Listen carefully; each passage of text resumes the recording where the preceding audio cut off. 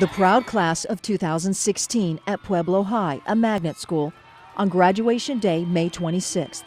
246 seniors received their diplomas, exceeding Principal Augie Romero's goal of 235.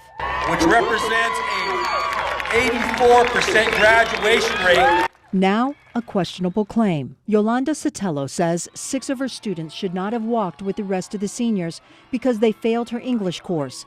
But the principal, Augie Romero, gave them passing grades. This is something that has never happened before in my 31 years as a teacher.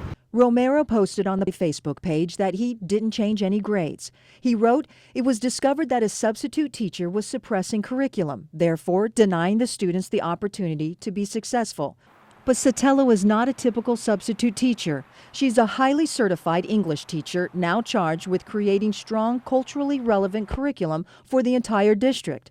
She took over rigorous college prep Chicano literature classes after the third-year teacher quit at the end of the first semester. But when she stepped into her classrooms, she says she faced the same issues as the teacher who quit because the district moved to a more lenient discipline policy to reduce suspensions and expulsions. This is her final student roster of 51 students in her 3 classes. It shows 620 absences in the second semester alone, and tardies add up to 281. She entered them into the school's computer system. Yet Pueblo's incident detail report shows only 1 tardy. That's all the high school students over the entire school year. Kids are roaming the hallways, and it's okay. Kids are arriving tardy, 5 to 10 minutes late, and it's okay because nothing happens. And even though I did bring up this issue, with Augie many times, and the young lady who taught before me, nothing was being done. And emails show some of her students fell behind. I assigned them 2 novels. They had to do homework. They had to do they had to write essays. They had to show comprehension on the novels that they read, and some of them just didn't want to do it. And so I knew there was going to be an issue. Required calendar entries and emails to Romero reveal she did what she could to help the struggling students succeed. So when I told them, this is what I'm doing. I'm staying after school.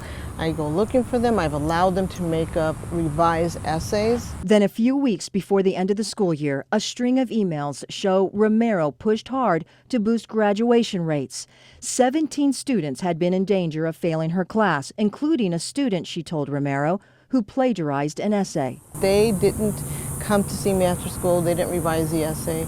They didn't do a good job on the finals, so that is why they failed the class.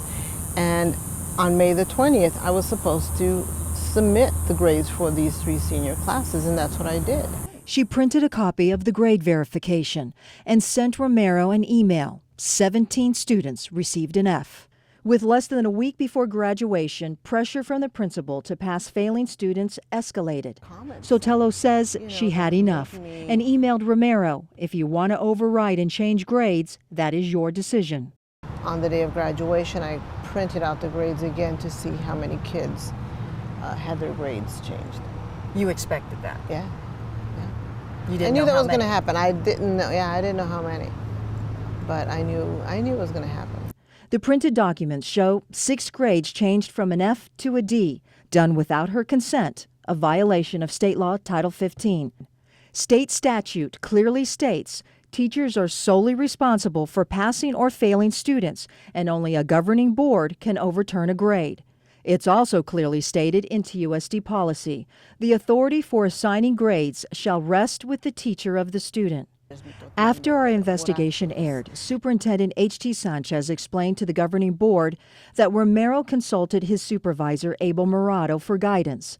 Romero was advised the substitute teacher could not deny students grades for being tardy, and the substitute teacher was advised that the students needed to have their work graded and counted. That was it. Beyond this, there is nothing. The principal acted within his authority. But Sotelo argues Romero didn't have the authority because she never suppressed curriculum and never agreed to change the grades. I didn't. Why would I agree to that? And the district never contacted the substitute teacher, Sotelo, to get her side of the story. No administrator spoke to you about this issue? No. Sotelo says she came forward because she fears students will get the wrong message. I've worked with lots of awesome kids, very intelligent kids, kids who had integrity about their academic career at Pueblo High School. And it just, just changing grades like this when kids didn't bother to do the essays, it just sends a horrible message. We can't allow this to continue anymore. Fears retaliation, but came forward to us because she believes the district downplays and underreports discipline issues, and it's negatively impacting behavior and academics throughout the district. She says teachers need more support, and TUSD administrators are sweeping these issues under the rug. 2 weeks ago, I asked Assistant Superintendent Abel Murado for an interview about the Pueblo grade-changing claims, and he declined. Valerie Cavazos, KGUN-9 on your side.